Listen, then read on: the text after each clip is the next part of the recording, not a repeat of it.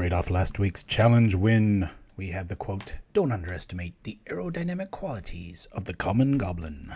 Brought to you by Goblin Grenade, a card I've often dissed in the past, but this list from Guto CMTT got first in the challenge. I haven't even played it once, but it's like 80% of what my RDW list is. The big difference is we've got all 4 Goblin Grenades.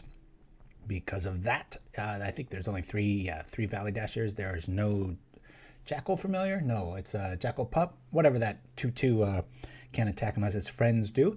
Really like the line count at 18. Anyway, that's where the basics sit. For check up in the chat. Shirazamon and Little Fight in the House. Thank you. We've got 4 Foundry Street, 4 Bushwhackers, 4 Cohorts, all 4 Goblin Grenades, Lightning Bolts, and Conscripts. In our 2 spot, we got the BTE, Burning-Tree Emissary. Maybe some of you out there are that in the Pauper Zodiac. Good morning back to you, Disruption. Good to see all of you. I'm Paladin19. Thank you for joining us this morning.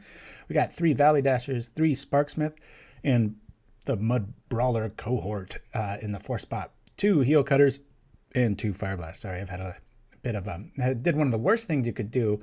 I had a hankering for dark chocolate. I eat the stuff that's 100% coca, and my family calls it dirt chocolate. And because of that, sometimes it leaves my teeth a little dirty looking, so I rinsed as best I could, but yeah, anyway, having a little mastication issues this morning. All right, we got 3 Electrickeries in the sideboard, followed by 2 Flame Slash, 2 Gorilla Shamans, 2 Elemental Blast, 2 Flaring Pains, 2 Smash to Smithereens, and 4 these glasses aren't working, 2 Molten Rains. And I like that because it's kind of like familiars, Tron and such. You're able to just sting them a little bit, maybe hamper them a bit until Flaring Pain shows up. It's not going all in on that plan. It's just enough to kind of disrupt them. As we know, they can just pull some Roster or blink anything back and all that stuff. So yeah, what was I going to say? Oh yeah, the bannings happen, and we've got a little spoof, little nothing. It's like 2 minutes long. Maybe some of you caught it. If you didn't, stick around because it's our first break of the morning. And I went into the future of 2042, I believe it was, and did the ban and restriction list. So not only are they made up cards, it's made up abilities and just where, like, kind of like Future Sight, where the format was, and all these weird little effects like quantum and super reach and stuff like that. And I don't even explain them. I'm just like, because they're supposedly have been around long enough that they got banned. And so I was poking fun at a lot of people in chat rooms and stuff, and COVID and everything, especially here in the States. Everybody's got a little bit too much downtime, and so they're going around and predicting what's going to be banned. And what do you think? And I kept getting asked that, and I'm like, what does it matter what I think? It's it's an educated guess, maybe a little higher than most, just because of my time in the format, whatever. But it's still, at the end of the day, it's like nobody got it right, and that was kind of my point. So I made a prediction for 2042, and who knows? That's got like a 0.000000 to about the Google Power 1% chance of being right, because I would have to hit the format, the artist, the colors, everything else like that. So we're just going to jump right on in here and hope for the best. And we're already getting bouncy screens, so we'll try to get rid of that right now. Next week's show is not going to happen. It's the first time of 2020. I used to miss about every, 8 shows and have some sort of family obligation or whatever. Being jobless and such, and everybody stuck at home, I've had nothing but time to kind of keep putting out shows. But family and I are planning a trip towards the Salton Sea to see what we can see, and not quite sure when it's going to happen. Just want to leave the weekend wide open. So yeah, there's that. So I'll be seeing you guys in 2 weeks. You said expedition map would go, Shiraz? Prove it. I don't remember that. Let me go. And one other thing I've been noticing too, the tournament practice room for some reason been taking a little longer than usual. So while we sit and wait, let me go over. There's not too much. This is a pretty bare bones list. The Goblin Grenade, I've run into this a few times, and this does, when it's timed right, it plays a little bit more like a steady burn, where you need to really hold off on kind of going all out and catch people at strange times with prismatic and stuff. Even though this is a sorcery, it does come in handy quite often. I had one on the stack, and then they followed it up with like double lightning bolt Fireblast, and it was with prismatic on the stack. So there's ways around a lot of the metagame answers. I do like how this list just eschews any sort of like, well, I'm gonna run an artifact in case of COP red. It's like, you know what, if you drop it and we don't have the swarm going on, you just lose and you go to the next game. And that's pretty red in theory. Like, not diluting itself or trying to do too much or be too cute and that sort of thing. So check logs. I said Stonehorn and map would go. Oh, right. Well, you got 50%. I was really expecting, or I can't say expecting, with Wizards, I'm surprised they didn't ban Valley Dasher and Sparksmith. I mean, the way they seem to miss what the format's all, where the temperature's headed and stuff. So let me kill this, open up this, and we're off. All right, let's see if we can have 2 mountains in our opening draw. We've got 3. That's cool. We'll keep that. This should be a pretty speedy show unless we run into Tron or some sort of like fog lock, which is funny. When you have the choice, you really want to lead off with Foundry Street just because got a few more options in 1-drops coming out and that hitting for 3 instead of 2 on the first one. So ban the wrong thing. Yes, the slow consistency of Tron, indeed. And this is where, if this is like Delver Fey or Delver Red, I really like to have what do you call it? Death Spark and things like that. Pretty great. I see, you know, when you look at this list and you see 3 Valley Dashers, you're like, why? But it's like, well, it's not a goblin. So that's a pretty good reason why. Alrighty. You know what? We're gonna rock the Dasher. Now you could argue here, you know what? It's probably better to just drop the Cohort. I'm going to drop the Cohort here, leave up Bolt, mainly because I expect Fey in this hand, and this is going to ask for a hard counter, whereas this one we can slip underneath right now and hit for 2. We hit for 2 either way. And then if they tap out and kind of go crazy with something, we can EOT zap a Agra Bolus and then go crazy with this. Or there's quite a variety of things. I really, really, really like 18 basics. I like it in Delver Blue. Mazel's old build. I like it in Goblins. Just that you really, even though it's a speedy deck and there's a lot of 1-drops and everything, you really got to hit that low curve. So I love this list so much. Can't get over the fact that BTE and Dasher aren't Goblins. Yeah, yep. It's you know, maybe it calls for, it shows the lack of draw in red, right? You can run all 4 and we still haven't seen one. I mean, I'm sure there's hands where it can get a little clumped, but we'll see. All right. So we want this to get countered. I'm going to feign like we're hurting for mana, and I'm going to bring this out. Hopefully we'll draw out the Fey. Nope. Okay. I believe. Yeah, let's see if we can do it. I'm just going to trade with Foundry Street if they've got it. Wow. This person is not counter happy. Bad news for us. I really expected the Cohort to draw one there, but maybe they've faced this deck a few times. It did win after all. I've seen it in the tournament practice room a bit. So we lose a Goblin, only hit for 2. It kind of blows, but this guy will get through, and now we've got Lightning Bolt backup. So I've got him on about a 2-turn clock if we draw decently and not into a land.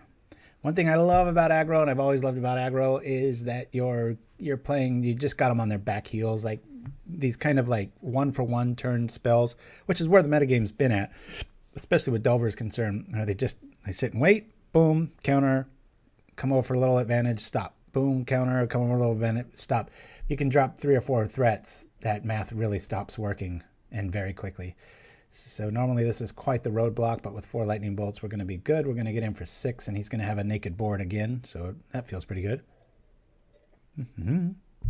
Oh, and on my quest for fitness, I'm down to about 187 now, so good 22 pounds lower than where I started. That's pretty cool.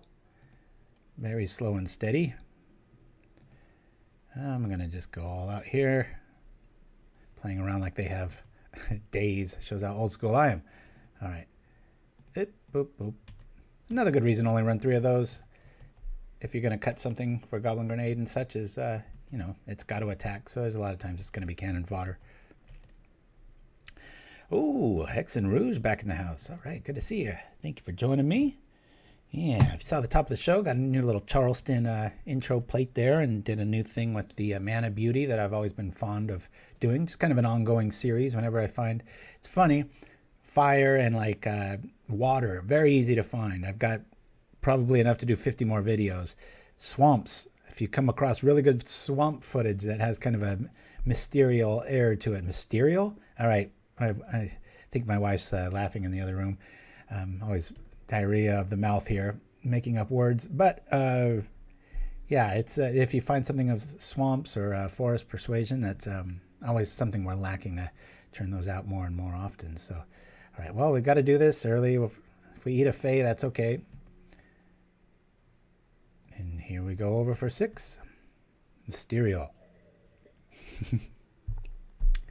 I'd be a terrible politician. I think I would just let something fly, and way worse than that. Like just that the smooth flow of there's no breaks between the brain and the mouth, so sometimes it gets me in trouble.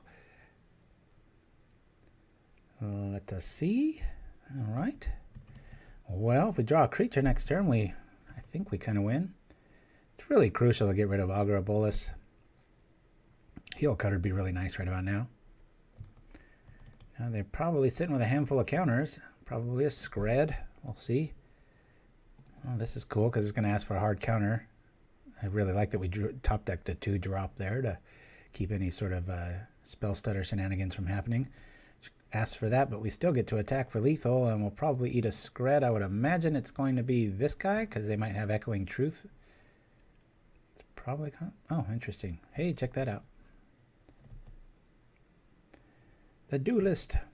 Still not enough to kill anything. But they take 2 instead, unless they want to Scred. All right. Or maybe they take nothing. I'm in luck. The real world. It's an adjective form of mystic or mysterious. See?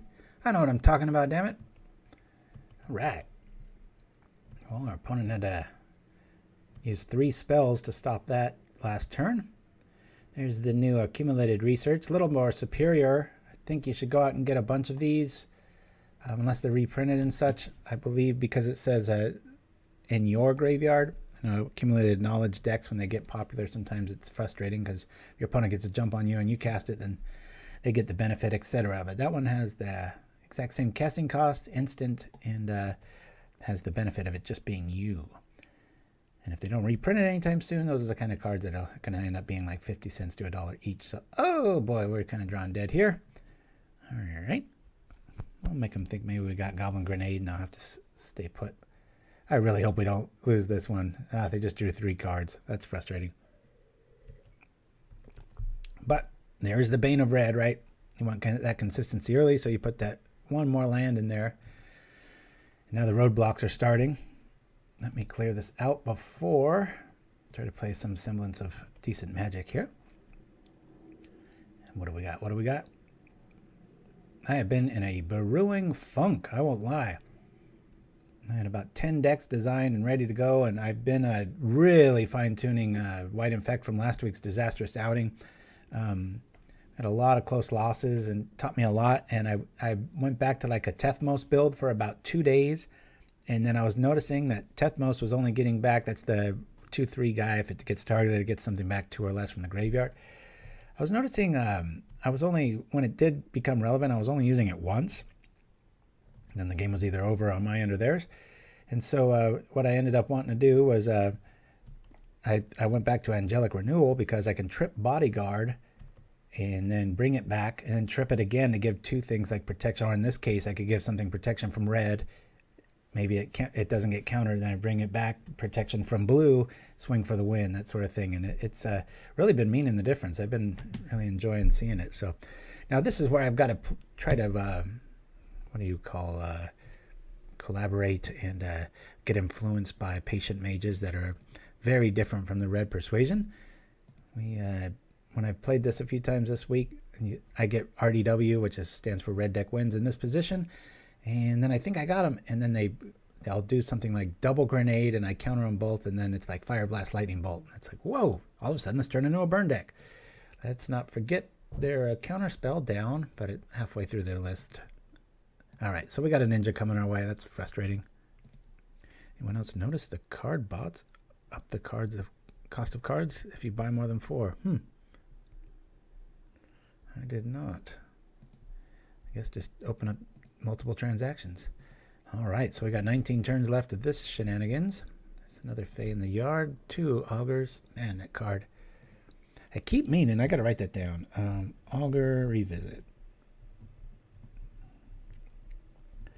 wanted to let people know, especially like newer viewers and stuff, be reminded that, you know, we got to spoil Augur of Bolas, ended up being like just a format defining card, and both in Tribe and all Delver lists and even some Tron and stuff, and just to kind of keep putting it out there into the ether of like, hey, you guys want cards spoiled like this? Well then, have us at it. All right. So that denotes they didn't have a ninja, so it probably means that they've just got another fave behind it. You know what? I'm gonna wait. Don't really have lethal. I kind of want to really pile up this. We can't get through if we drop this Foundry Street, and then we're probably just going to get out tempoed with a counter spell. So what is this? Magmatic Sinkhole. Delve. 5 damage to a creature or a planeswalker. I think they should come out with a card that makes target player a creature. I think that would be a really neat little twist on the rules. Like just till the end of turn or something like that. I mean, we are creatures after all. Oh, RDW just converted my Goblin deck into this in paper. Very nice, Nova Madman. I'm still not quite convinced. They're playing a very disciplined game, which we're trying to match, but we all know me and discipline go about as far as a broken ruler. Here comes the ninja. All right. And typical of, this is why this is the deck, or one of the decks, this and Tron. This is really why I miss having a Death Spark. Death Spark now, they counter it. You cast a creature, they counter it, you get back Death Spark. Good times. Very good times. Although I would be lying if I knew how Goblin Grenade and Death Spark combination would work and how to do it in the right order. It's one of those things you got to do it, write it down when it works, and then do it that same way. So, no planeswalkers in the game, actually. Oh, yeah, that's true. Hey, yeah. Anybody try to point that at my face? Maybe it works. A planeswalker. I wonder in the future is like crazy, just unnerved, like especially people here in the States are. They're so quick to be outraged and everything. If people are in the future, maybe one of my next predictions for like the 2036 will be like, you know, there'll be no more planeswalker mentioned because that shows preferential treatment to planeswalkers and not, why not swamp walkers and why not mountain walkers? Wouldn't that be crazy? Guys, the way things are going, I wouldn't even I would not even think that was off the menu, so to speak. All right, we got a few things here. We'll try to slip out a Sparky here. Sparky Boom Man. We'll rock this dude. We know there's a Spellstutter Sprite in hand. There's a hard counter. All right. Well, I think I'm just going to sit back and block here. We've got our Foundry Street.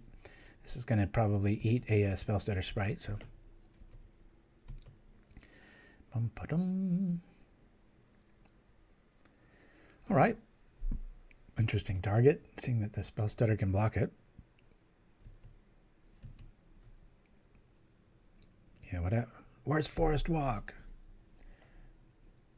Down with people from the plains. Just got here. How are the games going? Groovy Hut Lord. Very cool name. We are just in the very first game. It's a good time to join us. We were really running them over, and then as typical, they kind of rebuilt and we started drawing lands. And we know they've got a Sprite in hand. We're ready to block, and this supposedly fast deck is really turning into a grind. And we've got that. I'm still going to wait. My wife is fond of the same Coke Zero that I am. However, she often doesn't finish it. And it's another reason we're a really good match, because I really like flat soda. And so I go around like some sort of a Coke goblin. See that in the future, right? Some expansion. And prevent waste. Yeah. Like a Coke beetle. Dun, dun, dun. This is very interesting. They must be having a problem with Angler. I mean, if I was playing that list, I'd just play Snap or something and get some free turns out of it. All right. I'm going to stop this little advantage engine and see what we can do. It might eat a lightning bolt. Nope. All right. Well, good news. They might deck themselves if this keeps up. Bad news is that means they're just full of answers and cards, and here comes another one. Let's see what we got. We know one of the cards in their hand, and now we know another. Scred. keeping 3 up. That kind of sucks. I'll bring this out. I will still just sit back and do nothing. Wish you all a great day. Back at you, Syscoms. Yeah, and that being mentioned, if you all are interested in being part of a clan or whatever, that entails, I'm not going to lie, I almost never see the tab, and it seems like a, but hey, matters to some. Little Fights online right now, so if you feel like joining a Pauper clan and having a place to kind of share ideas and do all that stuff and get a good game where you don't have to wait like we just did, and hit up a Little Fight. Show some love, and we'll get you that invite. All right. Well, this is kind of getting frustrating, isn't it? Let me bring out this. At least I won't walk into a spell stutter this way. I mean, we know he's got 2 answers for every one of our 1 here. I don't know actually why I'm even still playing here. There's a spell stutter sprite. Oh, I forgot. Yep, that was out. All right. Well, we're going to take 2, 4. Oh, we got a few more turns, I guess. Does he have another one? I mean, he's just going to scred this probably. I want to keep some semblance of a threat out in case I do drop a Bushwhacker. In theory. I mean, we know he's got scred sinkhole, so it's kind of all lost here. I mean, what we're really looking for is a Goblin Grenade and or a Lightning Bolt. Maybe they're getting counter happy. Who knows? Or draw the other Fireblast. This is true. 2, 4, 5. I got about 2 turns left. It's not if they're holding another Lightning Bolt. We've only seen 1. And there are 3 screds in the graveyard and 1 in the hand, so depends. A lot of these pilots only run 2 Lightning Bolts. Never understood that. I'd probably keep scred in the sideboard if anything. This Lightning Bolt seems to counter everything else. All right. Well, we do have 1 more turn, so let's drop this. Deck's hating us at the moment. No biggie. I'll get him.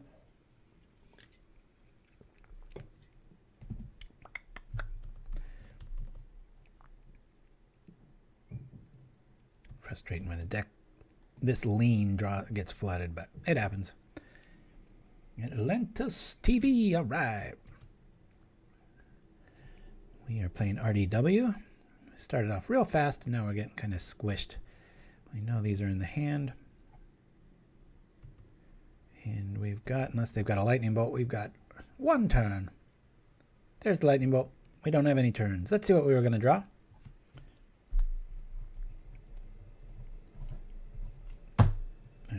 Can we draw? Sometimes it won't let us.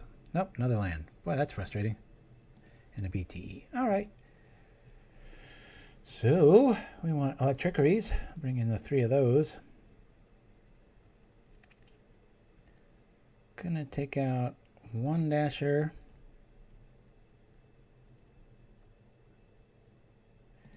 I'm gonna take out 2 Grenades in this matchup. Just preponderance of a Fae. I don't want to get 2 for 1. I'm gonna try to just lean on those when I absolutely need to. Obviously, we've got the old Red Elemental Blast, so I'm going to try to find a spot for that. These get countered and killed by just about anything out there.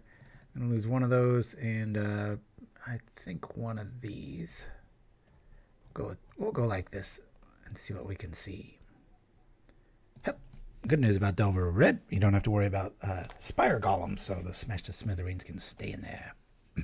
I don't, Groovy Hut Lord, but we're paying homage to a list that just got first in last week's challenge, and so that was a little hurting on the idea front. I don't want to rush anything out there, and so sometimes when that happens, I'm just like, hey, I'm only 1 guy, so I'll go look at what 1, and if it looks interesting or slightly different than what I would normally play, then hey, I'm all for learning too. We'll keep this. Kind of a perfect hand here. All right, outside of a Electricary on their end too. We'll lead off with this.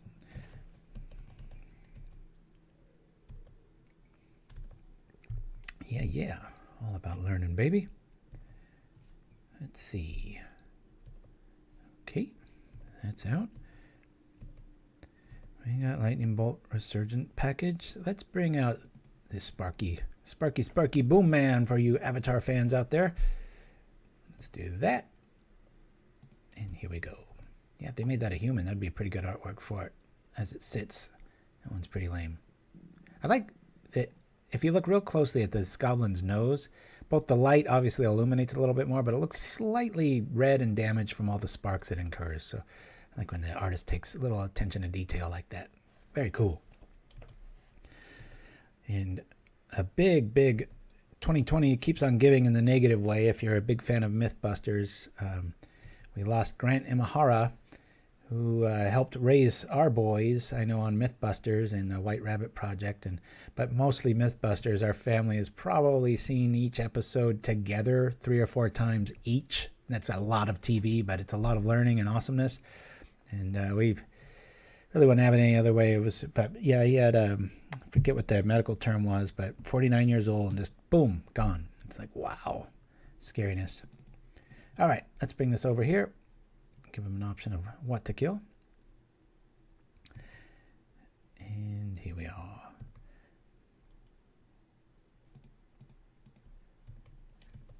It's a frustrating 2020, I tell you. It's like, you know, everybody knows we do the Pauper Zodiac here, and so I've on my personal page, there's a phenomenon in science known as when you can slowly boil a frog, and the frog is sitting there and it's in water and everything's fine, and you slowly raise the temperature and it slowly boils to death because it just doesn't, you know, if you throw it in boiling water, it jumps right out and it's hurt and singed and everything else. But it's kind of has a lot of similarities to, especially here in the States anyway, of like this slow dissolving of rights and how things are. I don't want to get too political, but so I called it the year of the boiling frog, 2020.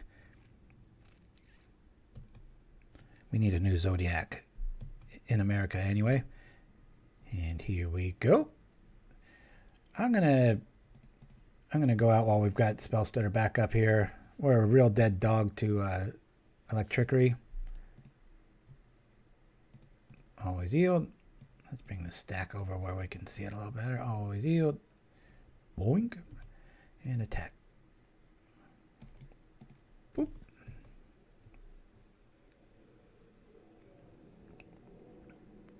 Craig Ferguson robot. I'm not quite sure what you mean, my friend.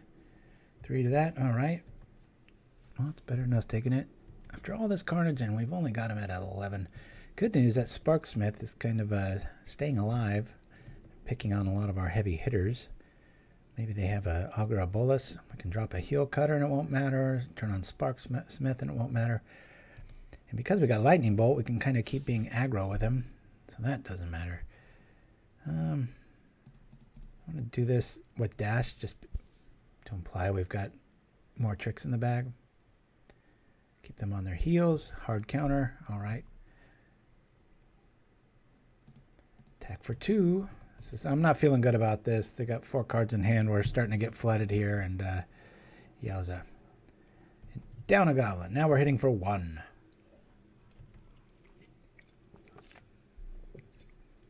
Oh, I didn't catch that. Atlantis TV.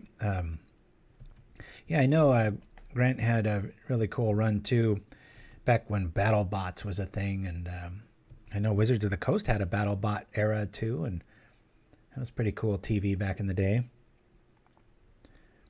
I always tripped out. I think they were doing the armor test with paper armor versus all that stuff, and he almost got decapitated. Be a little too close for it, but they were making that metallic or the metal lever with the samurai blade on it, and he had a close call like on camera, and it was like, whoa.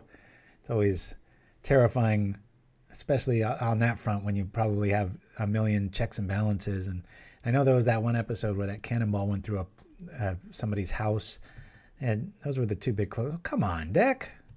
Trying to have a decent outing here, and we're getting flooded both games. I was just talking about how good it is to have 18 lands, and now we're seeing the drawback of it. Oh, well, we'll just sit back and pretend like we got all the goods with Goblin Grenade and stuff. Now, if Goblin Grenade was an instant, I'd be all over it, but speak of an instant, there's Frantic Inventory. And yeah, the Adam Savage of Mythbusters too, quite torn up, obviously. He's a big space fan, and I know in 2 weeks the Astronauts return. I think it's on August 2nd. So that'll be very awesome if that comes full circle and is successful on all ends of everything. Obviously, everybody here is hoping for that. All right. Oh, the conundrum here. Do we zap that and get some value? Probably run into a spell stutter sprite, so I'm going to lean on no. But this game's really feeling like the first game. Crucial time, got him on the ropes, and then we start getting picked apart and drawing too many lands. I haven't punted or anything, so this is all on the deck right now.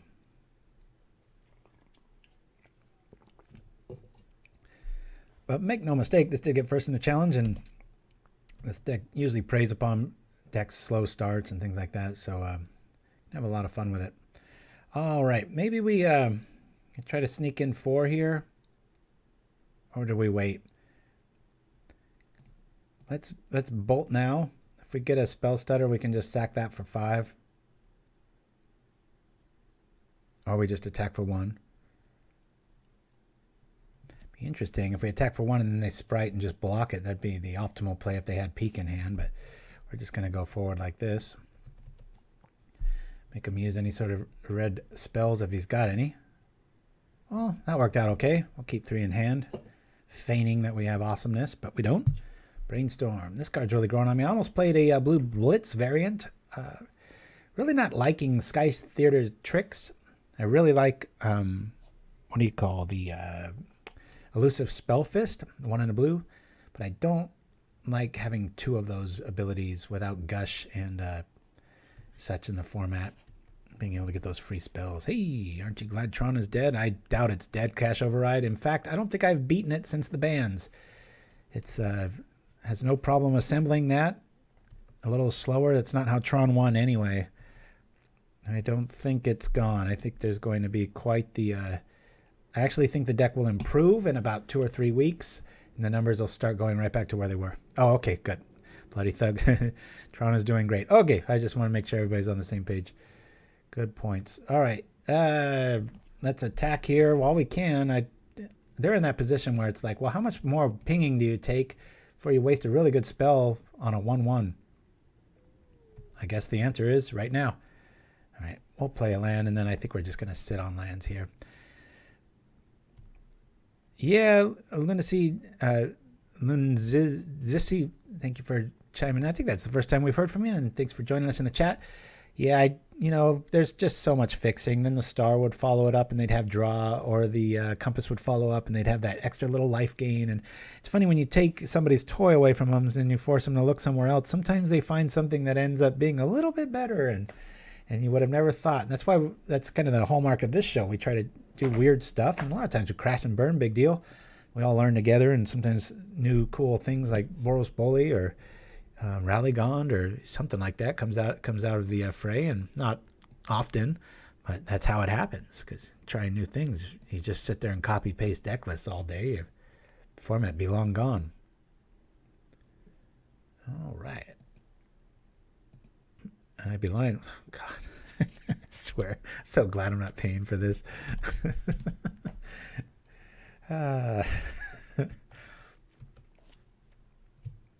Maybe lose a land and both Fireblasts. Going with like some Death Sparks and more goblins. Toothmaker is in the house. We love the weird stuff. That's right. Everything's literally sometimes. Speaking of which, the Is It Weird, I think, is the 1/4 that gets better with either one. Pretty cool. How many lands is this running? This one has 18. This is the list that won the last weekend's tournament, although it doesn't look like it right now. We're really getting flooded and very stultified on our tempo here, but we'll make the most of it. Heelcutter shows up. Okay, well, that's going to ask for a hard counter or a bolt. Good news is 2 bolts are down. We're probably going to eat a scred if I was a betting man, which I am. Let's jump on in here. At 8, I'm kind of tempted to just... Oh, man. You absolutely know that they have a spell stutter sprite at this point. I mean, they're more than halfway through their deck. We have seen... Let me look here. Oh, we haven't seen a single one. So, yeah, they probably have multiples. So that Goblin Grenade's going to do all of nothing. Yeah, I remember that too, Cash Override. And I was the first one to say I went from, I think, 3 to 2 to none. And I still kind of stand by that. We might have some games today where it really feels busted. I think 4 is pretty heavy-handed. But again, so many times I'll build a deck list, and it's not as many of you do too. You don't throw it together in just 5 minutes and then just, hey, look at this. And I mean, once in a while that'll happen, but for the most part, a lot of thought goes into things. So I tend to really try to pay a lot of homage to the original deck list and just play it as is. The only change I made, I had snow-covered mountains because I consolidated a lot of my lands so that when I built or imported a deck list, it would just autofill them with stuff. So everybody knows what an art fanatic I am. All right, we'll keep that. We are at 20 life. It's pretty sad when a red aggro deck is kind of looking at the number of cards left as their win option. It's kind of a downhill from here, but I think we're going to start off with a little bit of a blip. Rallygon's my favorite. Hope to see you pilot it sometimes. This comes. Yes. I was really pulling for Tron to get banned like a lot of people, but for very selfish reasons, because as Methonical will tell you, he took that list and we went back and forth on that 75 forever. And he took it to a few challenge wins and everything. And we got it really nailed down. But the one thing it usually can't beat without really going just all in with the sideboard, and even then it's 50-50. Stop me if you've heard this one before, is against Tron. So that's why you haven't seen it. Yeah, Rallygon has an incredible game against just about everything else. Yeah, Bloody Thug. I usually online, especially on Facebook, Alex Pagel is him and I go back and forth in agreement mostly with Flicker and Ephemerate, but it's a really good article that we posted a while back where I forget who wrote it. I wish I would have. Thanks, Deck. I'm so glad to see another land. That's awesome. Where they were really making the case for the land itself, and I would have just stopped all bleeding, because I think for Tron in a vacuum, yes, you do have to probably get rid of the tower. Then Flicker and Ephemerate, with a little caveat, are still a problem, because then you're just going to see familiar decks with the Karoo lands abusing them, and it's going to take 2 or 3 weeks, and then all of a sudden they're unbeatable and people are back and having the same argument. So that's why I was very into the Band-Aid approach of just, get rid of the tower, get rid of Ephemerate, get rid of Flicker, and hell, throw Snap in there too, because somebody's going to figure that one out too.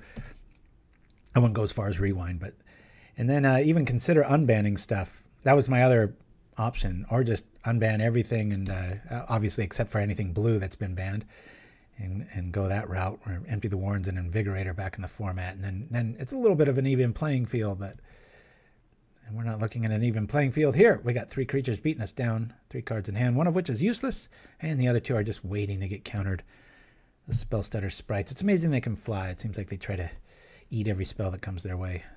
I guess spells have no calorie count, but Urban Sinkhole. Well, that's my point, Toothmaker. Ban the tower. Or I'd be a fan of maybe finding collaboratively what is the worst art. Is it the mine, the power plant, or probably, I don't know. There's some beautiful towers. I've got the Autumn series, and those are pretty nice to look at. Here's the deal. Yeah, let's ban maybe like a power plant. That little bug one's pretty cool looking though. And then all white bordered Tron lands. That would be my vote. Do it by art. And here we go. Alrighty. Well, we've got that and that. We don't have any. I'm going to sit back and wait. We're not hurting too bad here. I mean, we're hurting. Don't get me wrong, but we know there's a Scred. We know there's a Sprite. And so that would turn into just zing, pow, boom. And then we got a naked hand. So at this stage, we can only hope that our opponent just kind of goes all in trying to be aggro and taps out. There's one of the things we're trying to avoid. That implies that they've got multiple ninjas in hand. Boom. Frantic inventory showing up. Drawing all kinds of cards. Yay, Pauperganda power! Not so far, Liquid Vago. Thank you for chiming in, old friend. Haven't seen you in a bit, or you've been quiet in the chat, but good to see you all again. If you got to the top of the show, we got a new little Man of Beauty spot that aired. If not, replay it on YouTube. Pretty cool. All right, well, do we wait? Do we go? I say we wait one more turn. Look at me trying to pretend like I'm patient.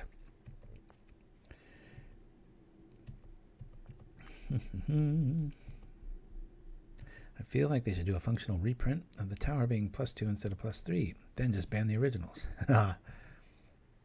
They'd still break it. It's the math, or as we're fond of saying, maths. Pluralize it. Okay, it's do or die time, given that they probably got another lightning bolt in hand, an EOT critter and spellstutter sprite, which we're going to eat anyway. So it's a question of how do we hit them? Lead off with Dasher. All right, Conscripts. At least we didn't draw a land. We can kind of thank the deck for that, right? Dasher.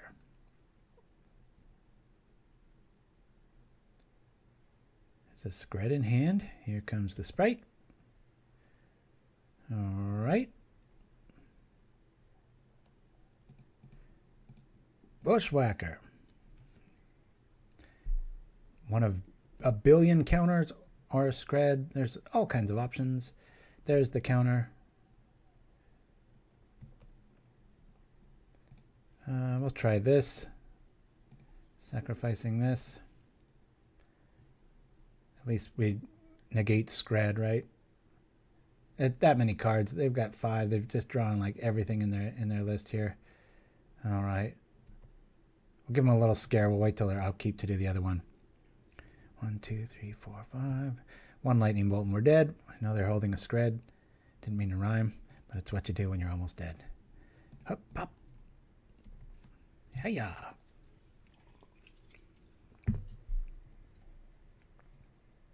Oh, if we had another one. This is when I wish I could just light these up, just give them a little stress headache, but we don't got it.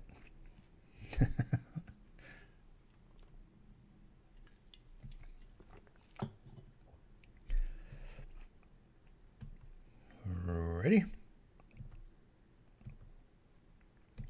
We're at 3. Where's the lightning bolt? Show me. Bolus. Do we see what we need to see? Let's go. Brainstorm. 8 cards left. Boy, who knew red could be a millstone deck? And nothing. All right, well, we start off with a blah, but that's cool. We'll just jump to the next one. Game went a little further than I thought it would. And we'll jump right in as we review the deck list here. Create. I'll just join. Let's see if we can join here. Dun, dun, dun. Is this guy going to go? All right, here we go. I'll just jump on in here. Impossible. I probably should try to be doing that because then we'd be pretty sad if people snipe here. Wow. Boy, this deck is just churning in the lands, isn't it? 3's cool here. We'll keep this. We'll get rid of 1. Say done. And lead off with some cohort fun. Pop, pop. Yeah, here we go. It is fooled for a moment. Look at Vago's all cheerleading. I love it. I need it. Thank you. All right. So yeah, again, if you missed the clan announcement, little fight in the chat. You've got all kinds of, if you want to join the Pauperganda clan, get a game in here or there throughout the week with any of us. It's all good times. And here comes Mono Black, taking away our red goodness. That cohort doesn't have any friends. Come on now. Well, let's we'll hit now. If he's got an edict or something, I don't mind losing a 1/1. Oh. No caves in this list. Mine runs one. I think. Maybe my goblins does, but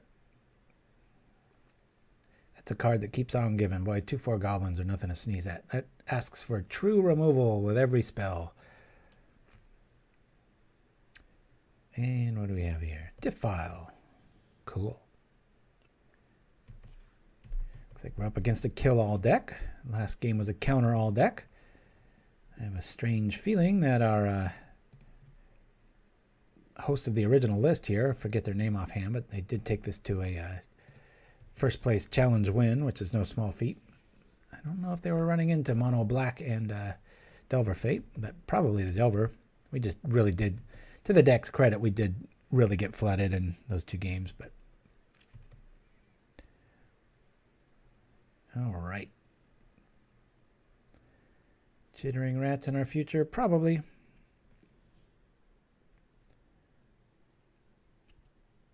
And if you're curious, I know it's a little too soon to play the White Infect list, but after the show, if anybody wants to remind me in the chat, I'll go over the list real quick and show you guys the what have you, the deck list as it sits now. Been having a lot of fun with it. That interaction of Angelic Renewal with Benevolent Bodyguard Recursion, and that's the plan B. I mean, obviously you bring back an awesome creature and then surprise them with solid footing on a Priests of Norn, and it can get to be a very fun time. I think we've got a guest verdict in our future, given the mana here. Hey, I'm going to do this just so we don't get Chittering Rats locked. I'm kind of stuck not doing anything. Well, the one you saw is solid, little fight. The one I played last week, it had a little bit of growing pains, and we had some really, really close losses. So always a fan favorite. So we bring it back about every 3 or 4 months and see what. But I've never seen such upheaval in the list. I mean, there's like 12 new cards main now. A lot of even the Umbra wasn't good enough to stick around. Which, depending on the metagame, if there's a lot of red, then there are times and places for that. But all right. I believe we're going to zap that, but since we can cast anything in our hand, whatever we draw, even with the Goblin Heelcutter, I'm going to err on the side of not. Mana base is 18 basics. It's the same with my mana base, and as we can see, we're really running into it a little bit too much here. I'm just going to do this to try to keep the pressure on here. We're running into the exact same problem we did against URFA. Now, when you're building a deck list, even at this stage, I would already be kind of looking to remedy this problem. This is 3 out of 3 games where this is happening. The sage in me of so many slinging battles knows that this is an anomaly, but boy, it's starting to feel a little ridiculous here. We're hellbent. Hopefully they just have a bunch of chittering rats that they're getting greedy with. And there we go. All right. Well, we'll at least be able to attack here.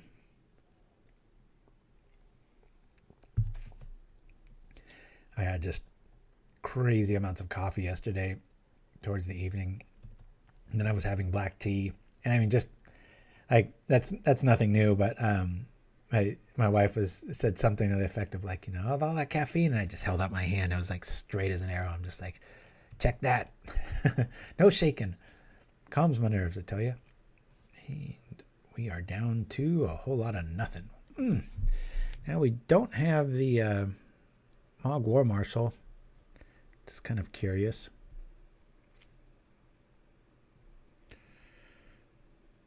I'm going to lose that. I'm actually going to lose the Foundry Street. Most it can hit for us too, which this can, and this trades with 90% of their creatures outside of the Grey Merchant of Asphodel. Did I stay up all night? Nope. I'm pulling the old man card the last couple of years, man. I go on I religiously walk every morning for about 5 miles at about 5:30 in the morning down to the ocean and back.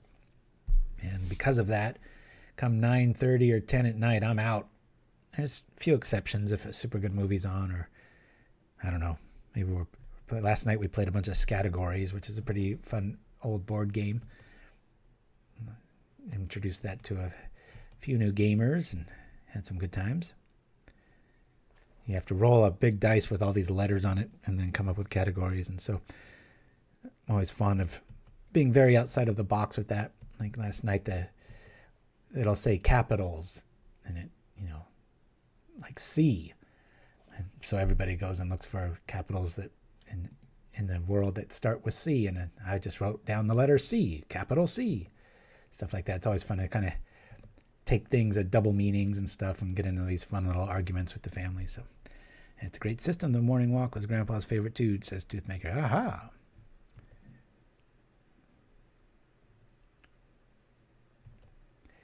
Yeah, the more fitness specialists and people I talk to, you know, running's great and all. And I know Little Fight's a big running proponent, but they all kind of off record say like walking's still kind of the best human exercise. You can get a lot more out of running and everything else, but you can also get a lot more slow and steady injuries and knee issues that build up over time. And Yeah, I just put on a good podcast and get a pretty good pace going and keep moving. Boy, guys, I really thought we were going to go 4-1 or better today with even in the tournament practice room, just playing a pretty mean deck, but these lands are not having it our way, are they? Now, if we get a Goblin Heelcutter, we'll be all right. You're getting good at being an old man. Yes. I've had the haircut for quite a while, so it should be all right. I'm just trying to stay out of chittering rats here. We've got edicts in the deck list, so I'm waiting for a mistimed attack by our opponent. They are at 8. I mean, we can just start piling up some Goblin Grenades. Now, in this scenario, I love them. Even though they're killing our stuff, I can't really respond to it. So, yeah, Yoga's awesome, too. Yeah, Bloody Thug, we don't run the lists most people do. Oh, that's going to reset. I mean, the program most people do. So the deck list, 90% of the public runs OBS or Streamlabs and things like that. I run more of a broadcasting software for my commercials and stuff because I can't run gig after gig after gig of 4K HD commercials and all the stuff that I cut on that stuff.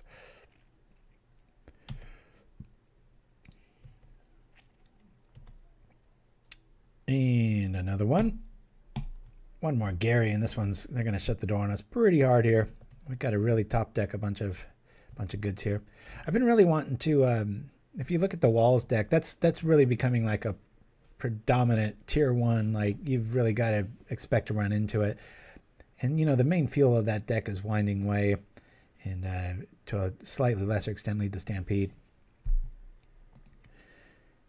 And I've been looking for a way to kind of reintroduce, if you're wondering what I'm brewing lately and stuff, some sort of abuse mechanic on that. Maybe even the land side of it.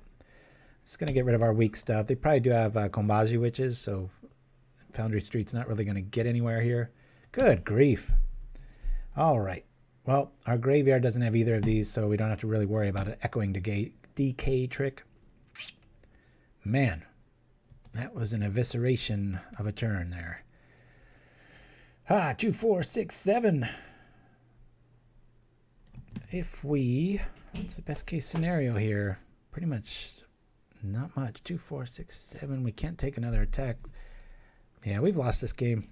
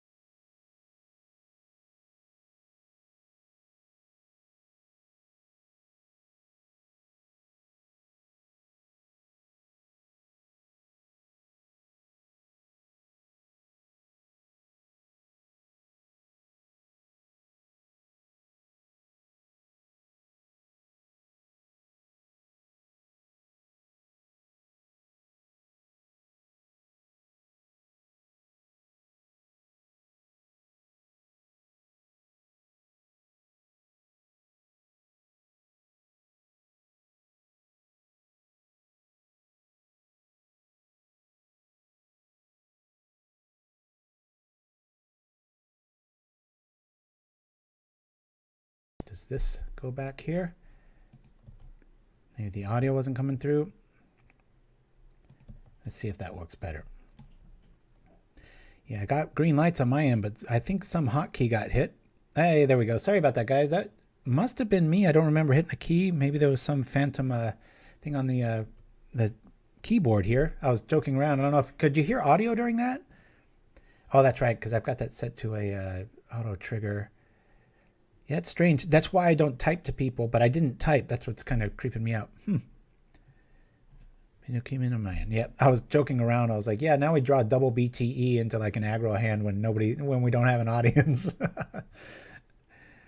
But yeah, when I went back to my feed, I saw that the little wine glass there for the opening, and I was like, maybe if I just, because everything was green lights on my end, I was like, maybe if I just reawaken it. Sure enough, went right back. Very strange. All right, let's do this. That way we can attack with everything. And what's that? 2, 4, 6, 8. Feeling pretty good. The old man shtick is coming along. All right. Do we do it here? I say we do. I don't want to get chittering rats. Let's bounce this. Boink. Keep them at 1. That way they can't sign in our Song of Blood. Sign in blood. Sign in blood. That's what I'm talking about. Glass froze on the screen. Yeah, it's like a Twitch version of a stroke, right? All right. Well, looks like we're headed for our first W, unless what? Let me think. Is there a way out of this? If you had a hasted gangrenous zombie and those were snow swamps, that would do it. Ooh, hey, that helps. And if he kills a BTE and we draw a mountain, that could get him out of it. You know, the what is it? Rover Burn, Black Burn, whatever you want to call it, is really, this card looks pretty janky, but you got to remember that's a 6-point swing, and it was almost enough there. If they had one little trip out of that, we would have been in trouble. So again, not much to do against mono black. We just submit. Hopefully we don't submit. Submit deck list, and really miss caves in this scenario. Goblin caves would be really nice, but probably not needed unless this deck really goes a lot further. All right. Well, we've seen nothing but lands this game, and now we're seeing nothing but this. So the math is starting to come back around. We'll mulligan, obviously, to a 1-lander that we will keep, because that's how we roll. We'll keep this. We have a grenade. We've got a dasher and a cohort. I'm going to put the non-goblin back. And it's a 2-drop, so it's between these two. I'll put this back. So done. I like that mono black. Very burnished.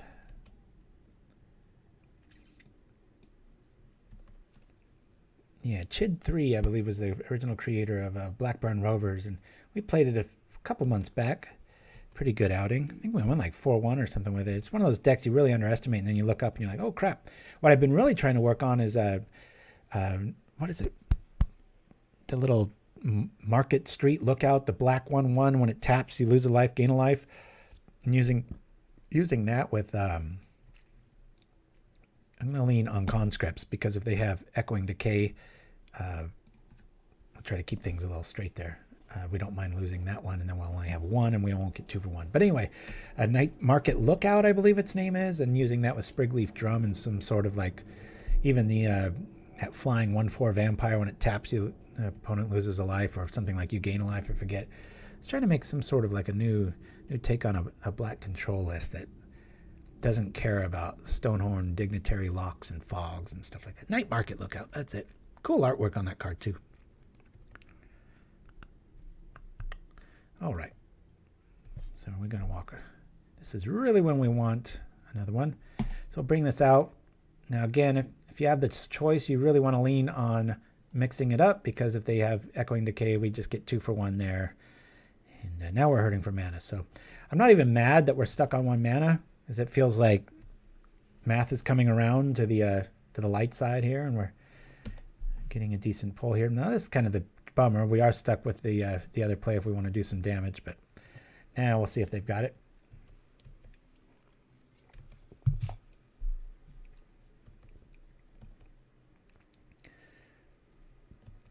Yeah, I always feel like I get a little duped when you unearth something for 1 that is 1. It's just like, darn it, getting like 3 times less value.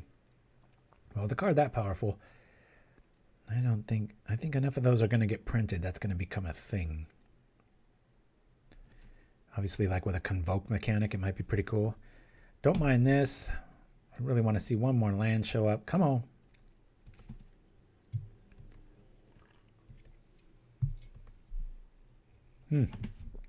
Man. MTG just doesn't want us to have a good outing today.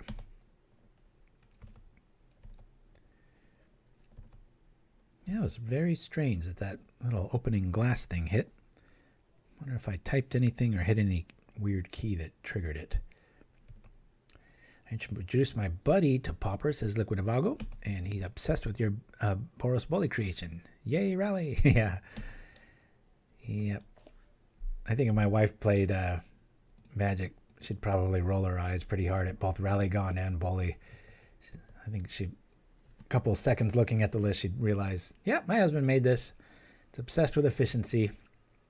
One thing does 2 things, and when those 2 things are taking a break, this 3rd thing happens, and hey, if you don't need those, then you do this. It just makes sense to me. It's like having extra cards in hand, but all right, well, kind of like that play. We get him 2, and unless there's another one right behind it. Our opponent's hurting for their mana. Problem is, if they drop a Swamp and Chittering Rats us, this game's really going to be stuck. Stuck in the mud. No Chittering Rat. No Chittering Rat. Everybody, positive energy. Come on. Oh, I think they would have Chittering Ratted by now. Man, they're only at 16. I like our opponent's odds here. What is this play? Huh. Very strange. At least we got 1 drops coming our way. Let's go. If we get flooded with grenades, well, and we're stuck at 1 forever, we can at least, if we get them under the 15 count and Gary doesn't show up. Yeah. All right, let's get a land. I know. Careful. I almost don't want to wish for 1.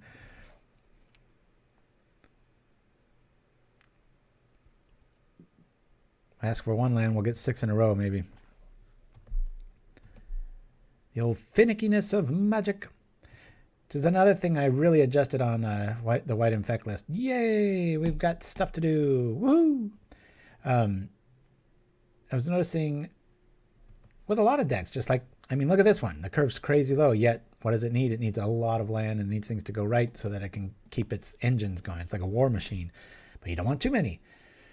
So sometimes when I'm in that frustrated mode of a deck list, I'll go up to all 24 of something and then put in all 4 like Forgotten Caves or Secluded Steppes or whatever you have, and then maybe find some other utility land so that when you look at it, your basics are at like the 17 or the lean count, but then you've got all these extra things that kind of hit that consistency and do stuff later on. So, all right, MTG Shuffler's throwing you a land rock in your deck. Yeah, no kidding.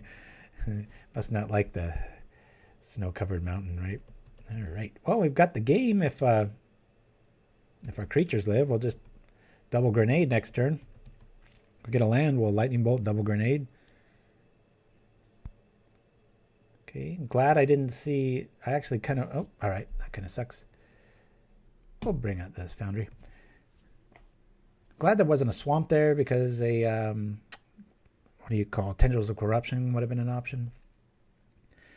Seeing the power of Tron and that really cool article on Tron, and also the podcast I mentioned last week from the Pauper Players podcast, where I've really gone through all of my lists, and unless it's like has a bad matchup against like some old teachings list or whatever, I've really laid off the whole relic argument and leaned a lot on Fairy Macabre if I'm worried about that, or sometimes I just completely ignore it like this deck does, where it's like, you know what, just try to be faster. All right, let's do this. Come on over for a bunch. Here's 4. I think we'll save the grenades for later. We'll do this. I'd like to be able to respond if he does have something like a Tendrils or something that gains life. We can always zap, although probably I'll just negate the initial lightning bolt. Anyway, note to self: when chat and everybody says there's something wrong with the feed, do something about it. Sat there, I see this little green light saying everything's okay, and I didn't look at my switcher, so apologies for that. Could have saved about a minute of that. Maybe there's some weird little dust mote that came in and tickled an electron in the keyboard. And that's all she wrote. All right, well, we've got this one. Looks like we're going to be 1-1, which is what's supposed to kind of happen here. For the glamour of everything, we'll just try to grenade here, just to make it nice and clean. Zap! All right. Okay, guys, well, hopefully there's no technical issues. I'll be back right after this. This is our banned and restricted list for 2042. Hey, it might happen. First up on our predictions for the banned and restricted list for 2042 should come as no surprise. Barns of Burning. There is a reason this card has become the bane of the Pauper format, spawning tier 1 decks like Barns, Burning Hound, and Super Dummy, just to name a few. Wizards would be crazy to let Barn continue to burn in the Pauper metagame, and we predict it will be banned come Monday. Our ban prediction? 97%. Next on our ban prediction may come as a surprise to some non-tournament regulars out there, but grinders will all rejoice once it's banned. That card is Corvid Contract. Intent decks have dominated Magic since the mid-30s, and this decade is no different. The contract's ability to create non-specified tokens has been abused recently and caused a surge in Corvid casualties not seen since the days of Hitchcock. While some would argue this card is nothing without bird seedlings, it has proven itself too powerful in a format dominated by intent sorceries. Our ban prediction? 82%. Third on our ban prediction list is Graveborn Gunner. While Courtyard proved too powerful in recent expansions, Courtyard 2 seems just right. Some would argue too right. While Courtyard decks only see play in casual rooms, the additional ability causing target player to be unable to receive puts this right in the banning crosshairs. This card would be great even without the receive ability. With it, we predict it won't be around too long. Our ban prediction? 60%. And if they don't do it this quarter, for sure it will be banned in early 43. Surprised this card is fourth on our list? Well, you shouldn't be. Ever since R&D made that awful Care Bears expansion back in 26, Cute has been on the menu. The good news is that tardigrades have proven to be a fan favorite. The obvious bad news is that Super Reach is always and was always broken beyond repair. Add to that, it has protection from Lignin. You can't go one round in a tournament without seeing some form of Lignin in the player's mana. Our ban prediction? 47%. Cute is on its way out. Last on our ban list is relatively new to tournament play. Get it? But seriously, quantum jokes aside, this card single-handedly made White Weenie triple in strength and potency, and for the last 9 years, quantum decks have been White's domain. Many have suggested this card should be upgraded to a rare given the surge in Goro prices. While we agree, we also agree this card should and will eventually be banned, just not this time around. Sorry, Yevmi players, your sideboards will continue to suffer the wrath of Quantum for the time being. Get it? Sorry, bad joke. Our ban prediction?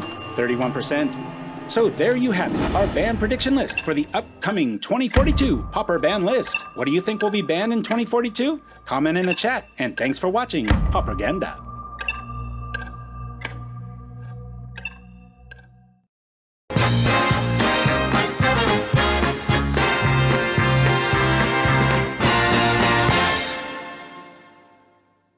The luxury of Brindleburgers will stay with you for life. Dripping slabs of succulent swine. Never sacrifice flavor.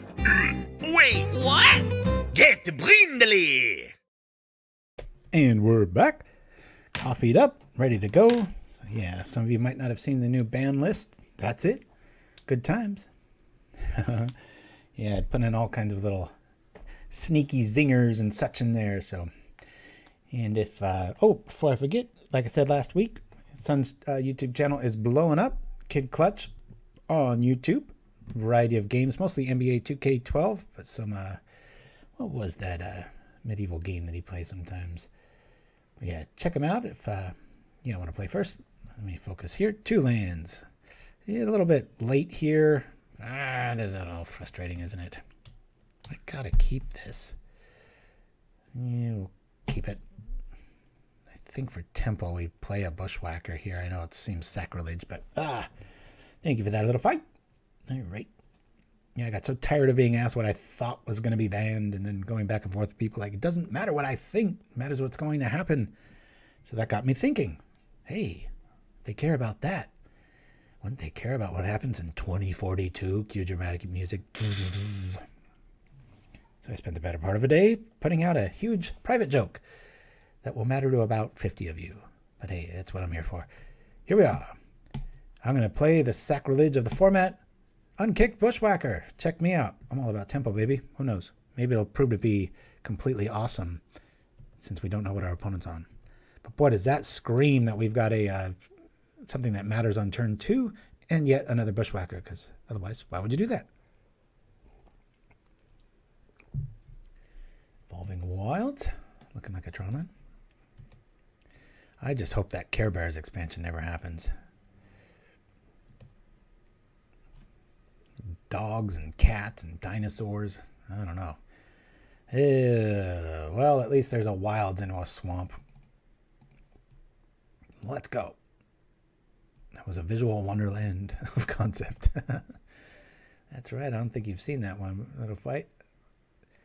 I think I brought that out on a Monday or Tuesday of this week. Little midday snack for everybody.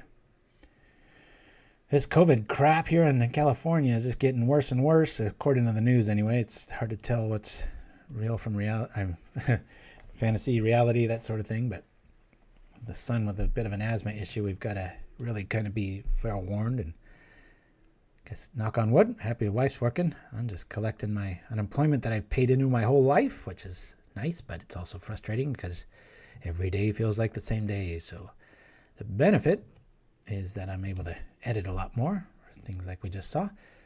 All right, well, let's drop this, kick this, and attack with this. Boom, boom, boom. The Care Bears expansion doesn't happen. We'll give you credit for preventing it. Hey, that's right. Yeah, it'll be like some sort of a, given our quantum reference and like a Back to the Future Magic Edition, right? Here we are. Now, this is to showcase, even though we didn't have the greatest starting hand, Red Deck wins just like Burn and a few other lists out there. It really, really preys on people having selfish keeps or like, I think I'll keep a one-land hand and the game's over. Just so during a tournament, you're going to get a lot of rounds like that where you're able to get through. We saw Evolving Wilds, so I'm thinking this is probably some Dimir build. Can't be sure. Knowing that we're the problem, they're pulling duress.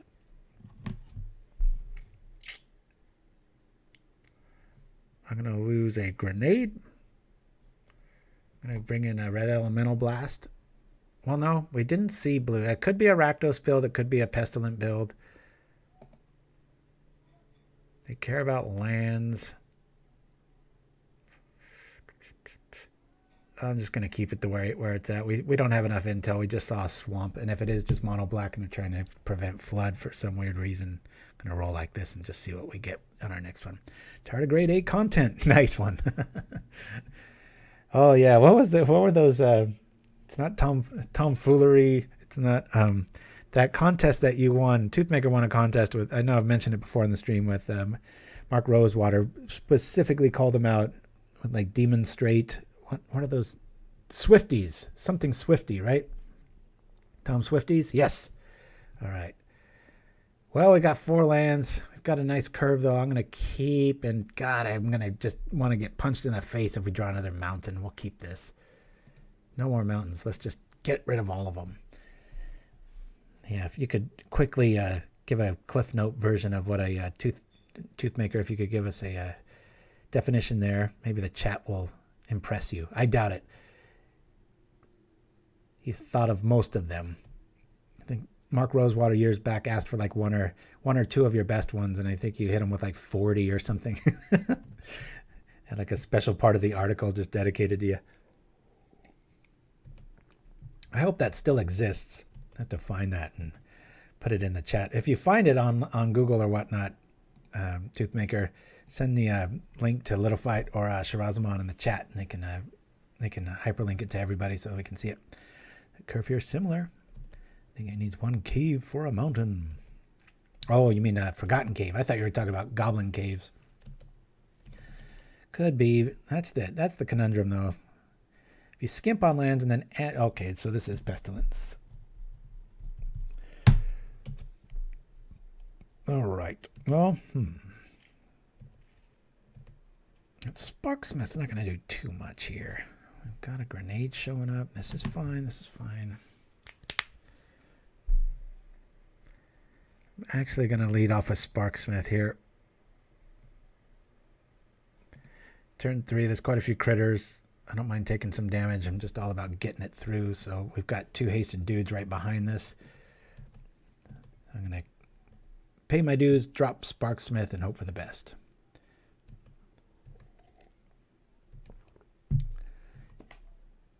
But like I was saying with the White Infect list, so I went up to 24 lands in a deck that the curve stops at 3. Crazy, but you know what? You almost never need to mulligan there as long as you have a creature. And if you do mulligan, you're not mana screwed. And then you're able to kind of cycle a lot more just tempo variants and stuff where you're able to just do something with your mana. All right. So I don't like that. This is the play I was trying to avoid if you didn't have a Doomblade there. Talk about old school. We'd take 2 and then we would attack for 4 or 5 next turn if that didn't happen. But as it sits, we're probably going to trade with the Foundry Street. All right. And here we go. I can't really worry about much here. Now remember, Goblin Grenade is any target. This makes me wonder. Let's I'm going to favor this later on. Pestilence does drop. It's a little bit better card than this one that has to attack. Get in for 2 somehow.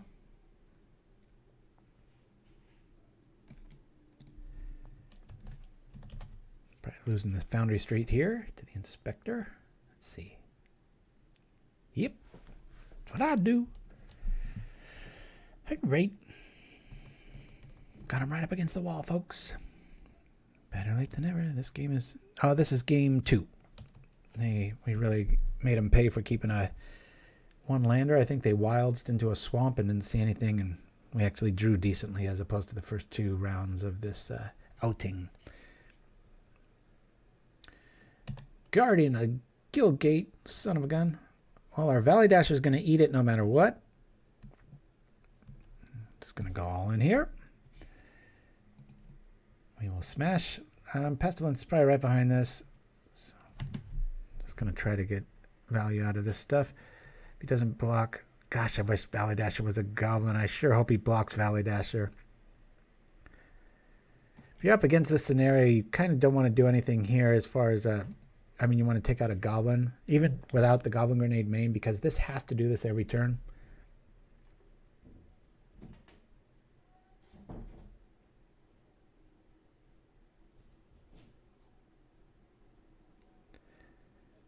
Flaring Pain will be a good thing to bring in. That will shut off the Guardian's ability, and there's probably... And you don't want to bring that in just because of Guardian, but I love this block. I love it, love it, love it. Thank you, thank you, thank you. This is dead no matter what to anything. It has to attack every turn, and we keep our goblins. Those of you, I know I probably said it 14 times in the 4 or 5 years I've been doing this on streaming and such, but Flaring Pain will kill Guardian of the Guild Pack if it takes 3 damage. This protection is a form of... protection from monocolor does get shut off when you cast Flaring Pain. All right. Inspector showing up, getting all kinds of clues. It's one of the only clue cards that makes a lot of sense. He's, going on some investigation and such. Tom Swifties, you found it. Thank you, guys. Check that out, or at least click on it and save it for later. It's a really good read, if I remember right. All right. There might be a chittering rat. I really doubt it. Let me, we don't really have much going on here. This can block. I'm kind of dead in the water here, so I'm going to go like this and sacrifice this dude. Our attacking's over. We really want to just draw into some more Goblin Grenades here, or a Lightning Bolt. Now we don't really worry about a Pestilence draw. So we've got outs, and he can't really attack here. Double attack, we just block the Inspector. No attack, we just buy time. Problem is, he's going to trip 2 clues and see what he can see. I got to revisit that damn Tom Sawyer. What if would you email that to me too separately. I want to revisit that article too, because good cannon fodder to have in the back of your brain. Never know when you can do a little play on words. I know at Disney, I had to give Paul a little credit, my buddy Toothmaker, because that came up when I was cutting an Owl House promo, and there's a demon as the main character. And way in the background, I had him say the words like, "Watch as I demonstrate." And everybody thought that was just genius. And I'm like, well, I got to give credit to my buddy here that if it wasn't for that article, I wouldn't have thought of that. So make yourself smarter, read that, and have a good laugh. It's good times. Tom Swifties. Hey, maybe that'll be a enchantment in the future of 2050. Come on. What you got? That's right. Come on, Bushwhacker. Well, if he blocks correctly, that wouldn't do too much, would it? All right. Glad they're not playing the old Pestilence list, like I know. The old one, I think, Riza online, I believe, with an underscore. One of the way back in like 2005 or 6 had a even Rift Watcher Pestilence build. That was pretty cool. Hey, well, there's that. I think I'm going to wait on this. We'll just feign like we don't have anything, or we're drawing lands. Because if I do that, he blocks Skyfish at a Bushwhacker. That kills an Inspector, and then we're just at kind of square one. So. And spirits were unflappable.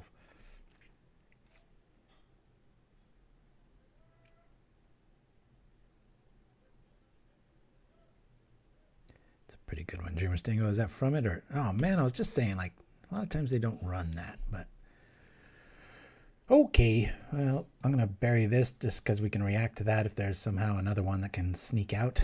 So, Deluxe, would you like the link? You emailed me for the deck linked. Huh. Not quite sure to me, buddy. I'd like the link for that article emailed. Inspector.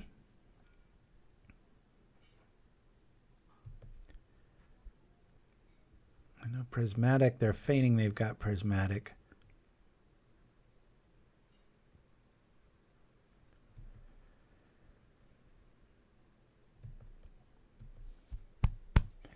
Really just like seeing Unearthing a Chittering Rat, because of that, I am going to cast this, and we're going to lose our dudes, but we've got haste guys, so I want to cut down on the time that we've got to be able to find another lightning bolt. And in the meantime, if they've got a prismatic, we can at least respond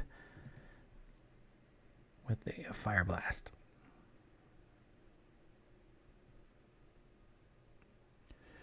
Oh, and a big shout out to Atlanteus, one of our newer supporters. I haven't gotten around to putting him in the card frame of our supporters that buy me a coffee, but big shout out and thank you for joining the membership. Vastly appreciated, especially in these dire times. As our creature count gets eviscerated. See if he's going to drop the prismatic here. Be nice if they gave you a chance to blast with strands on the stack. Yeah, that's kind of what I'm hoping for here. Strands isn't the sneakiest card of all. I'm not doing it any favors by always shouting from the rooftops with 4 of them in most lists I run, but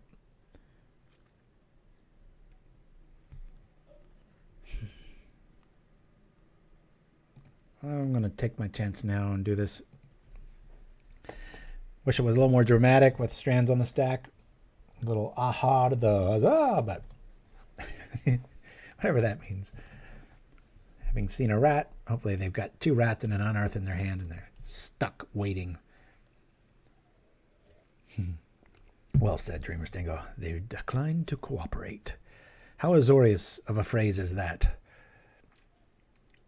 Oh, man, there is a quote on Dash Hopes that I thought was so good. It's that black counter spell that's terrible because it gives your opponent a choice. But I was looking through cards the other day and I saw that one. And it could still be simplified. You could still take a word or 2 away. But man, I thought that was pretty cool. Check this out. Ah, we'll keep them back. Maybe we'll buy a turn or two with this, unless they've got Tendrils of Corruption here. We're going to get in. Come on. Where's our Death Spark now, right? Come on, don't have any life gain. Zap. Probably Defile. This figure is probably more on par with this. Village Rites. Drawn 2 cards. One of the newer cards. Can't ask much more than that. 1 black. Sacrifice creature. Replace your stuff.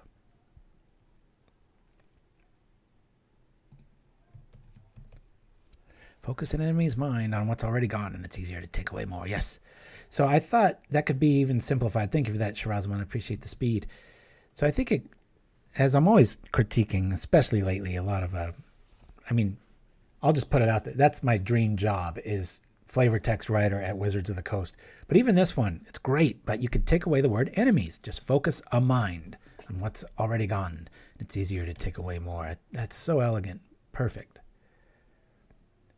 It's a lot like art, a lot like Decklist. You just, like sculpting, right? You take things away. You don't add paint. You don't call George Lucas and put on some Crayola horns on something that doesn't need it.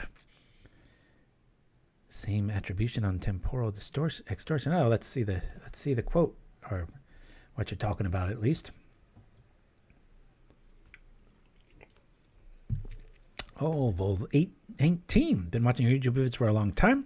First time here live. Really appreciate the time and effort you put in the Pauper community. Thank you so much. I appreciate the time it took you to write that, and give some props. Vastly appreciated. Like I was saying last week, I know Maverick Girl was having, according to some of you, I still haven't looked into that, some issues with kind of despondency with the metagame and writing and stuff. It only takes a second, like Oval did just then, to make somebody's day a little brighter. So highly, especially in these times, highly encourage you all to do that. Not for me, but for others, or me. And thank you for that. And if you want to join the Pauperganda clan, you can jump online and find a little fight and hit them up.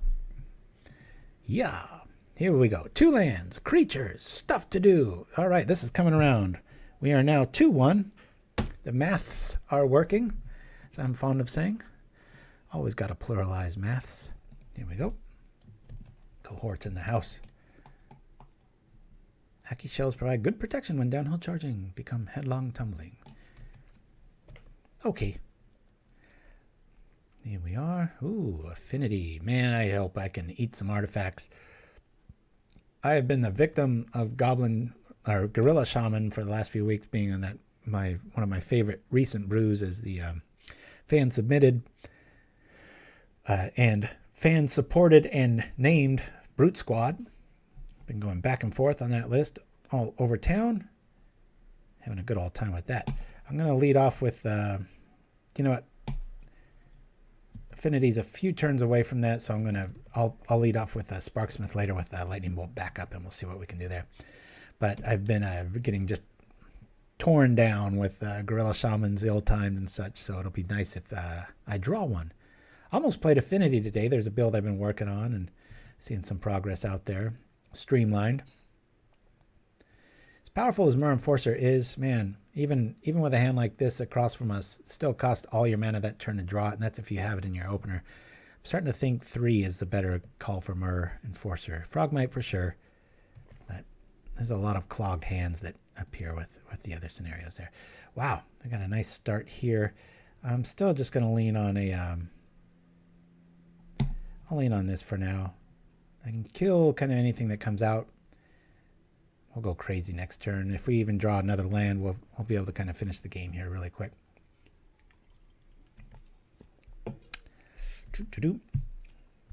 What are we up against? Affinity. I'm going to keep my list straight. All right.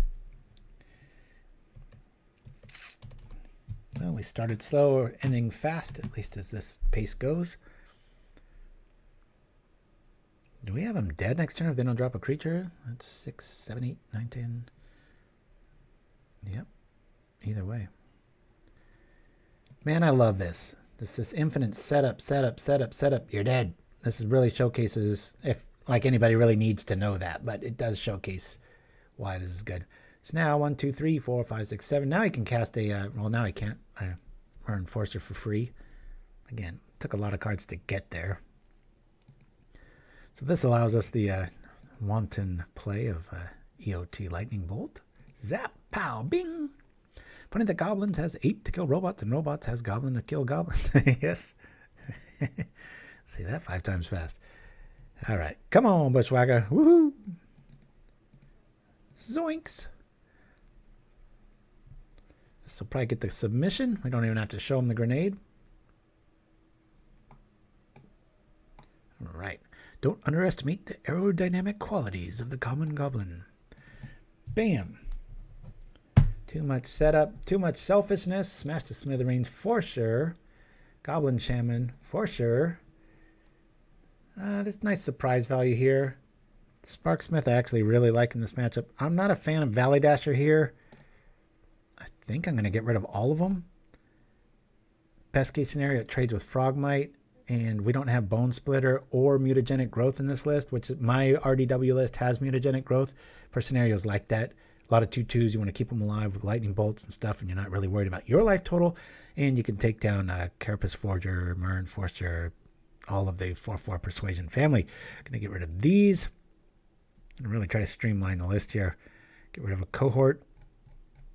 Keeping our curve nice and mean and low. And we'll go like that. How cool is this card? Woo! Double check my little list here. Little nothing. Flame Slash pretty interesting. Yeah, let's bring in Flame Slash. I'm going to take out 1, maybe 2 grenades.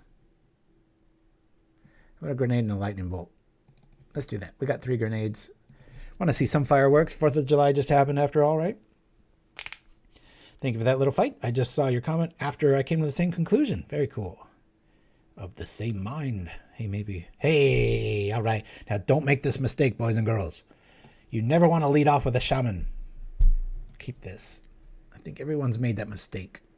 You talk about a lightning rod of removal. If they have it, they will use it. So now we do want to get flooded. And it's always tempting on turn 2 if we do feel a hiccup in mana base, because then they'll have to use 2 resources. They lost 1 for our 1. Good times. The new artwork for that's pretty cool too, though. But, all right, we'll lead off with the Foundry Street. If it's going to get in, you could argue you could probably lose that too, depending on how fast the Affinity player's opening hand draw is.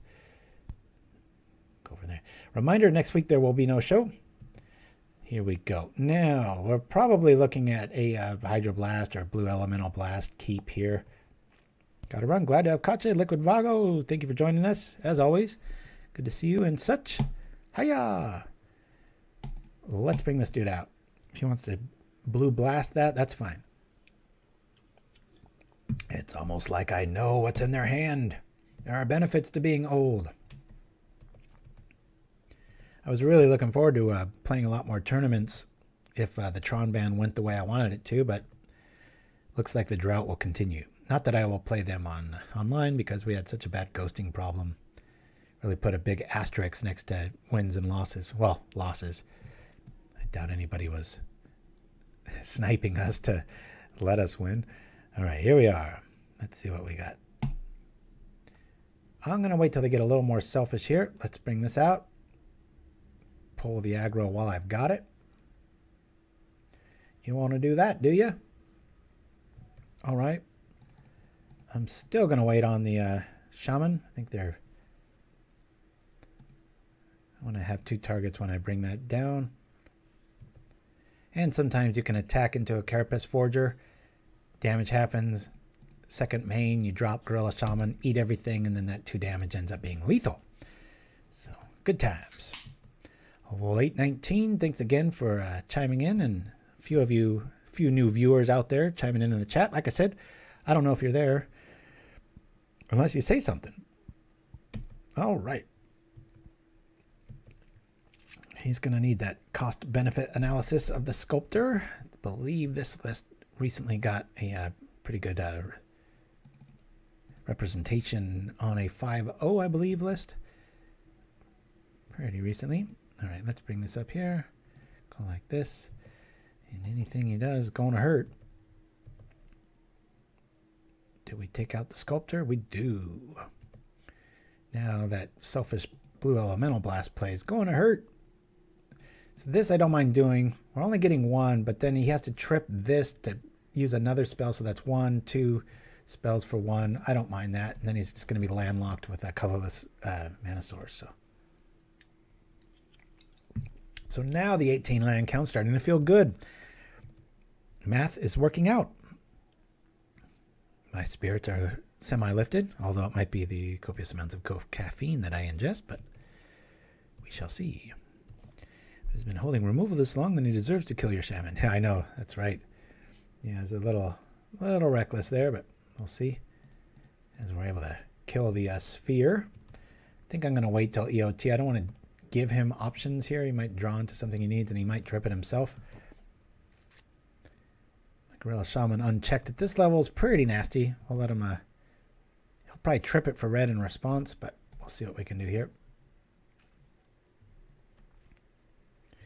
Trip it! Here comes red.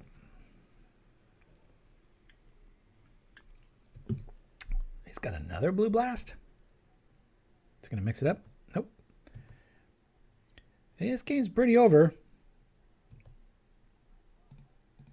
Boy, that would have been a Bushwhacker. That would have been insane. That's why Gorilla Shaman is there. See, Tron needs a predator like this. It's too bad every color doesn't have access to it, but it's really what keeps Affinity in check. Resident Zombie, I believe, pretty big on the Discord back when I was on Discord. I'm still there, but I check in only like twice a year. It's too many formats, I tell you. Too many things. I'll just do this. Call it quits. As we go to 3-1 and roll into our last outing here. Smash, kapow, boom, bing, smack. There we go. And just like that, we rock it. All right, I'm going to cut to a quick break. Use the restroom. We'll be back for the last round right after this. Whoop.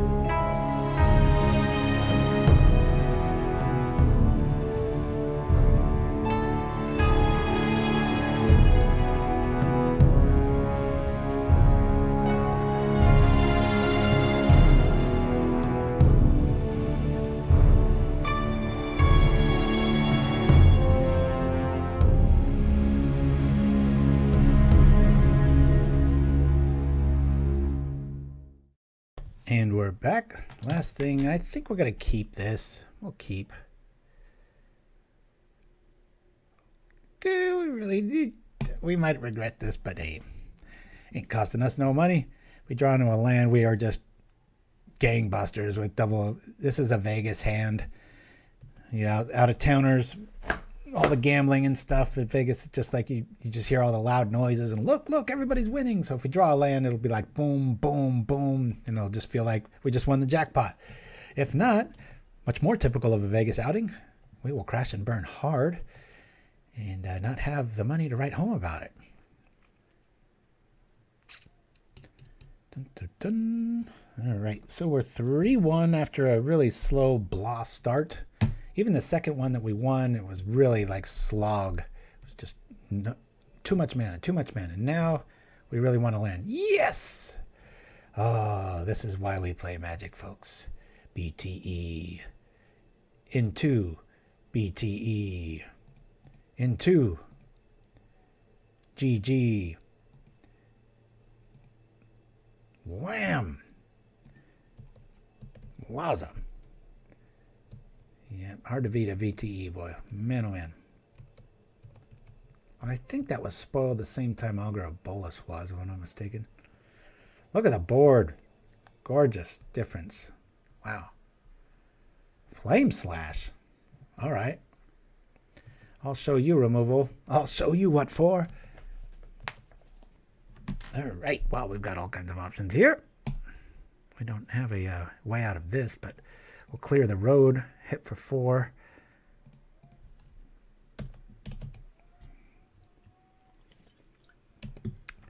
Any other deck I might have attacked first. Hope they blocked.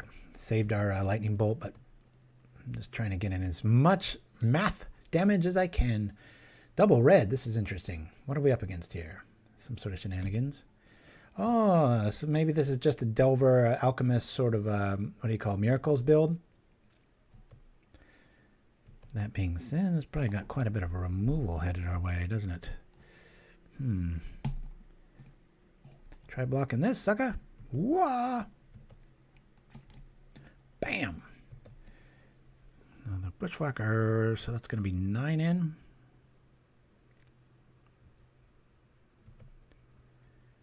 Okay.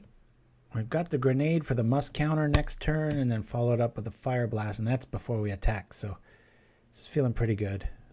Hey, there's... Tell you I play this game too much.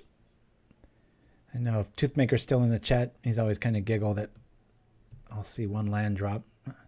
I guess it's boasting. I was going to say not to boast, but I am boasting a little bit. Been playing this game for so long. I can usually tell what somebody's on within about 1.5 cards, and that includes mana. I'm sure a lot of you out there are like that too.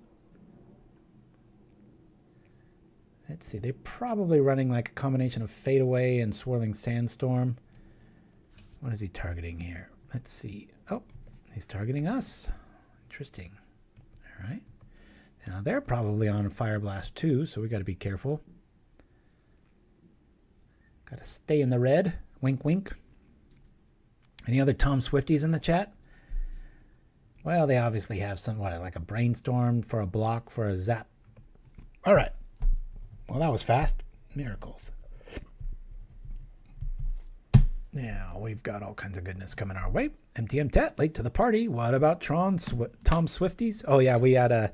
If you could bring that link up again, Little, I'd appreciate it for our buddy and supporter, MTM Tat, showing up to the chat, wondering where it's at, what we're all about. Let's see. We have a Mal Blast. I don't think it's going to do too much here. Electrickery, no. Flame Slash, no. Gorilla Shaman, no. Right now we're 3-1.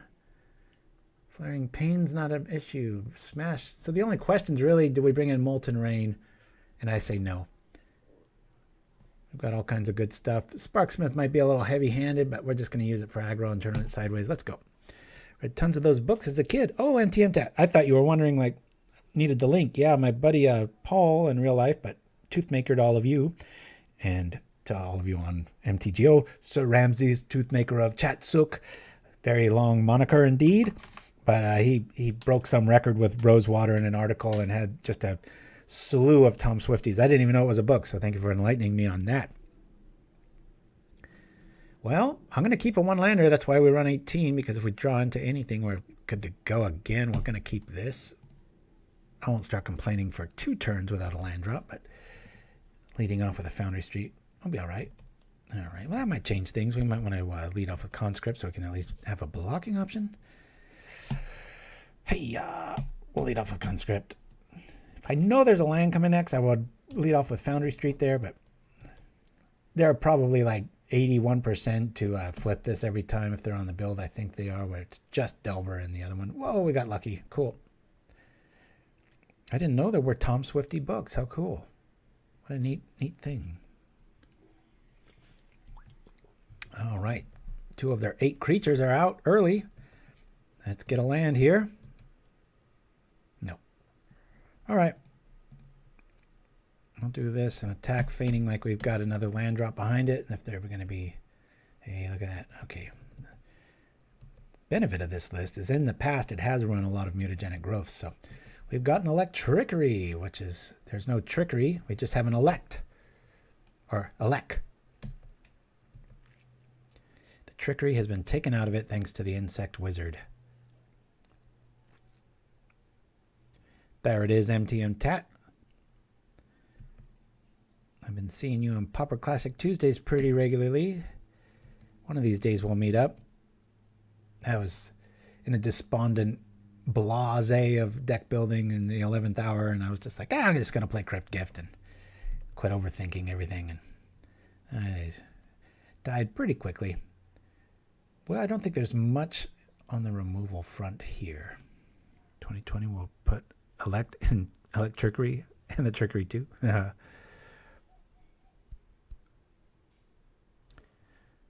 Well, I've got the lightning bolt. He's got the elect trickery. I'm going to attack with this, and I think I'm going to aim that lightning bolt at his alchemist. Once damage goes through.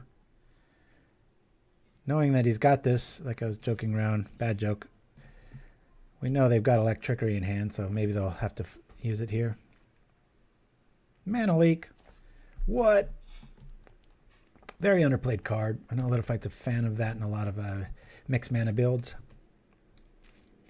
I mean, how often is a Force Spike relevant, right? And that's pretty much a hard counter, unless you're up against Tron mid to late game or any other decks like that. So, oh, felt so dumb. Be happy to be in the top 8. Oh, did you get like 9th or something? Ah, yeah. Even the Pauper Classic Tuesdays, they can get to be some pretty late nights. And with my early morning walk, sometimes I feel pretty old when it comes to like, how badly do I want to win this top 8? Sometimes I'm just like, see you guys next week. But if I ever meet my maker with a caffeine overdose or something, if I ever die on a Tuesday, look to caffeine. That's usually, I always overdo it anyway, and then I'll be super overdoing it just because I know I'm going to have to probably stay up late if I'm on a brew that I think can get to the top 8. A lot of times I use Pauper Classic Tuesdays as just a sheer fun outing. I'm like, you know what? I don't want to, I want this to go up against pretty decent decks and see what the hell's going on, and that's why I always recommend it. So, all right, here we are. We're drawing okay now. I want to try to keep... I really don't want to show him the other Denizen because I don't want him to even include this in the next game where he just feels like, it's just a 1-for-1, let me lose it sort of thing. So the cohort's pretty good.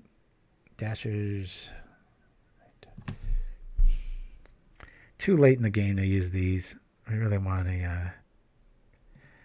let's do it, this guy. Attack! Whoa! So you're saying we shouldn't buy you a cup of coffee? You bought plenty, my friend. No, it's actually, it'd be funny to see how the math works out on that. Not like you get this thing and then you, in the old days, you know, where you actually would receive this dollar and you'd use it for this thing. It just goes into that pot in the sky sort of thing. So I guess, yeah, technically many of you have bought me an actual coffee because our coffee budget is a good chunk of the grocery list. So vastly appreciated. And we have some competition here. Impressive to do that with, I mean, we were mana screwed, but it's still, they only had 3. They just got double creatures out. That's like best case scenario for that list. Crucial counter, 2 creatures on turn 2, flip very quickly. Good times. All right, we know what we're up against here.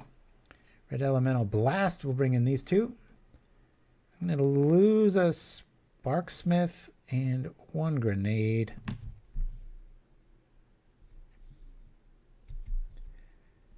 Actually, let's keep Sparky. What did we lose last time? Valley Dasher. Everything has a 3 body size. I'm going to lose the Dashers just so we've got more goblins. And we're going to do a Superstitious Shuffle because I haven't seen Heelcutter in a while. We'll go like that. And this will make us undefeated. Bias of volume, yeah. I know it's funny on the coffee website. It has a thing like you can change what you're known for, and it's like buy me a glass of wine. It's like, hey, also known as buy me a loss. A lot of brews come from libations of the dark red grape persuasion, but a lot of losses come that way too. But a lot of unlocking of thoughts. Yeah, we'll keep this. Kind of an awkward pull, but we're on the draw. We got 3 lands. It's really where you want to be. Maybe 2. BTE in the house. Hopefully we can turn it into a lot more tempo here. Feel free to buy me beer, says Shiraz. Yeah, I know there's that option. Buy me a beer. Being more of the family kind of show, that's why we discourage any. I have no problem with free speech and such, but with kids entering the game and stuff, I try to keep it pretty PG. Even though I've got that warning up, but as a parent, it can get a little frustrating. All right. I wish there was more here. We'll just do this to this to this. And bam! I don't really mind that because we've cast a critter technically. We can still attack. We get rid of something that could kill something that really matters, and we still have a BTE play. Because that was going to be a little bit of a clunky, like, look at all this stuff, and none of it has haste. And our opponent's hurting for mana a little bit, but that is quickly remedied with Ponder. All right.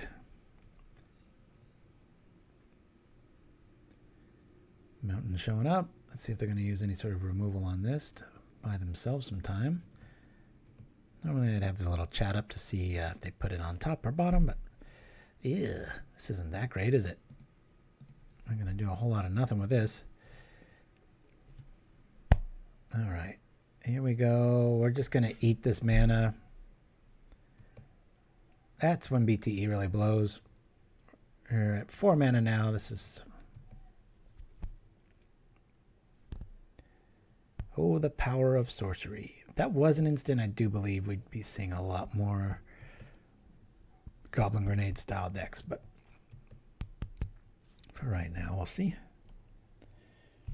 Yeah, I thought I was done running the coronavirus PSA, whatever you want to call it, that I put together and Wizards has ignored since day 1 of the pandemic, which we've asked multiple times. Feel free to use it. Crickets. But here in the States anyway, we've got a full-fledged resurgence of everything, so I'm back to running it. I'm going to play that and 1 or 2 other little things, and we'll call it a week. Hopefully you see some brand new brews in the ether in the next week or 2. But remember, next week there will be no show. Let's bring this out. We'll play this. 18. I thought we had him at like 12. Ugh, this isn't feeling very good. All right. And our attack slows to a crawl. Ugh. You know, I could call it buy me a chair, because the chair I'm sitting in, we went out and splurged a little bit because our backs were hurting and we got all new office chairs. And man, if you're going to invest in anything, all this downtime if you're a gamer, way better than a mic, way better than just about anything is a good chair. Lumbar support and stuff makes all the difference. Red deck won't. Yeah, nice one. That's what RDW stands for. Ugh. Red mana won't stop coming. And we do nothing. Our cohort is aligning with our mountains, and they're all giggling at us in the distance. Just like Burn, when you hit the brakes, you hit the brakes. For sure. Oh, come on. Why can't Goblin Grenade be an instant? It does say GG right in the initials.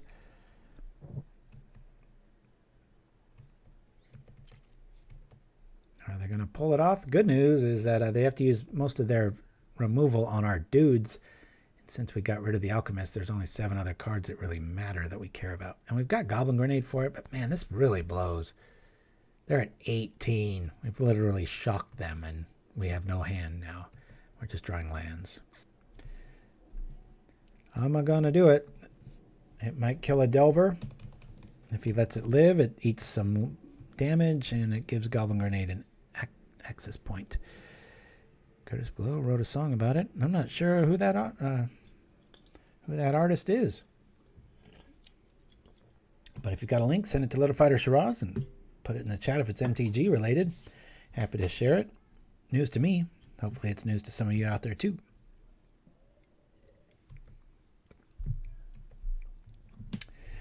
I know there's been quite a few MTG parody songs, but they always, no offense to the musicians, but they always seem rushed and just kind of thrown out there and, you know, haha, whatever. But I've often thought it'd be kind of fun to put out like a full-on album, like really well mixed and super good lyrics and stuff. Maybe I will. I don't know. Somebody should. There's plenty of song fodder for about 3 or 4 albums if you're to pick my brain. Oh, let's see here. Let me do this in case he has a lightning bolt while this is on the stack. Now I kill that and I can attack. What I was worried about there is Sparksmith goes on the stack and he bolts it. Then I lose my critter. He keeps his Delver. Oh, an old rap song named The Breaks. Okay, interesting. So, does this Thunderous Wrath go to our head or what? Where's it going? Point. Like this. Now if they get the Electrickery, we're going to be in deep trouble. Show game log. They cast Ponder. Truly miraculous. Dreamer Stingo, you are on point today, my friend. Yeah, my oldest, he's been streaming quite a bit on YouTube. I know I mentioned him last week. Kid Clutch on YouTube. It's funny though. It's like we've never really had a surge. It's always just been the slow word of mouth, grassroots build. Maybe in a week or two, 100 or 2. I don't even pay attention to that. When the big 1,000 clicks over, I think we're at like 3.2 right now or something. But my son, geez, just like in a week or two, just went up to like 2K. I'm just like, if you only knew how hard we have to work for that. It doesn't come that fast in the MTG world. But if you haven't done it already, I know I almost never do that. Go like, subscribe, and all that crap on our YouTube channel. We'd appreciate it. One of these decades will become relevant. Till then, we're all having fun. It's a nice little selfish clan of artistry. Yeah, that's it. Anybody catch the top of the show with the new little Mana Beauty Pulse? A lot of fun putting that together. And nice little Charleston thing that caused a damn hiccup. But it'll be funny the next time I air that. If it does it again, I'll be like, oh, wait a minute. Oh, right, look at this. I think this is what the creator of the deck really wanted. Now, the cool thing here is that we've got the ability to pay for Mana Leak, which we did see early on. I will be doing this now.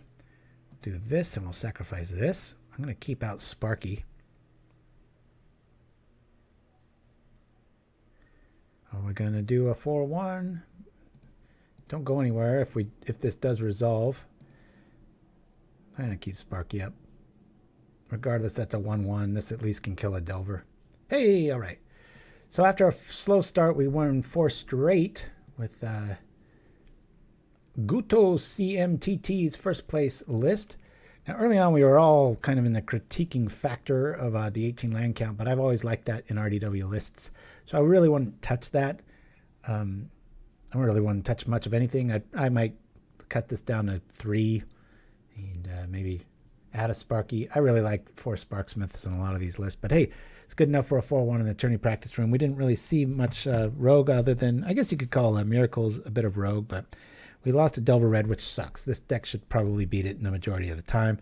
Beat Mono Black Control, Pestilence, Affinity, and Miracles. So before you go anywhere, let me show you where I've gone with my white Infect list from last week. We'll make this sideboard happen. So it's nice and visually friendly, as I like to say. Here we go. All right, so look at this, 23 lands. I had 24, but got a little selfish and needed to find some room here. I'm running all 4 steps now. So if you think about it, we 4 minus 3, that's 7. It's like running a 16 basic land build, but then all your extras, we trip to get creatures back, or we cycle and draw because we're running 23 and a curve of 3, actually more like 2, but it does have a 3-mana spell. When you do mulligan, you usually have 2 or 3 lands still in your opening 6. And that's very, very paramount because we have a longbow main. You can't beat Tron without it outside of a very fast, solid footing draw. And so I really like having that there. You want to be able to have access points with this. The big point here being Tethmos is that 2/3 when it's targeted. Wish I had it. I think I've got it in another list. But anyway, you're able to get back creatures. But the problem is the best creature in this list is Priest of Norn, and it doesn't target that. You can get the Myrrh, you can get the Leonin, or you can get another bodyguard.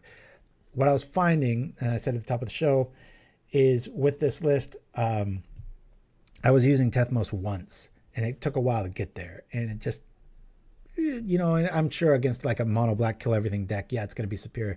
But in 90% of the cases, this is really where it's at. And it acts as bodyguard 7, 8, and 9. Sometimes, let's say you're going up against mono red and you've got a Priest of Norn with the solid footing, so you've only need 2 attack swings. You trip a bodyguard, this triggers, you bring back the bodyguard, and you've got access points, like maybe they're on a 2-color deck. That's one avenue of, obviously the main thing is you trip, you know, you try to enchant something, they kill it, you bring it back, then you enchant it, and then you're off to the races again. It's been playing pretty damn well now. I wish I could go back in time and play this build. And with this extra land count, the longbow is really nice insurance against Tron and stuff. And we've got one more in here for the Tron matchup, the 3 gut shots, the Fairy Macabre, the Prismatic. Last Breath, because we have Fairy Macabre and we have longbow, I'm thinking of maybe losing those, and that's kind of the design space right now. That might be where I go with that. But anyway, guys, we'll be back in 2 weeks. Again, another reminder, next week there will be no show unless Solidify wants to jump on Arena or do something strange. Till then, we will see you then, and I'll have Tales of the Salton Sea, and maybe I'll play some Rakdos build with deserts or something, because it's going to be hot as hell, and I'm sure I'll have some pretty interesting insights and tales to tell you about that. Anyway, y'all, thanks for joining us. Stay safe out there. We're going to roll to a few, and we'll be back in 2 weeks here live on Pauperganda. Adios. Love y'all. Adios.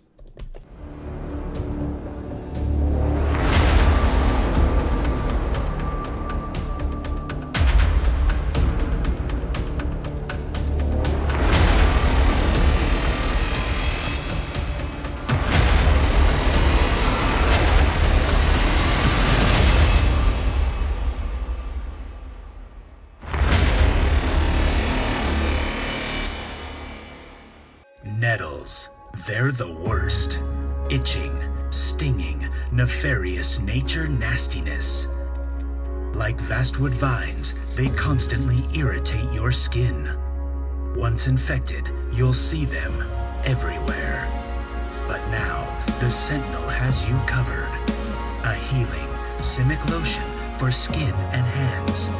Hands that feel, hands that hold, create, and remember. Sentinel's Hand Cream, the Sentinel for your skin.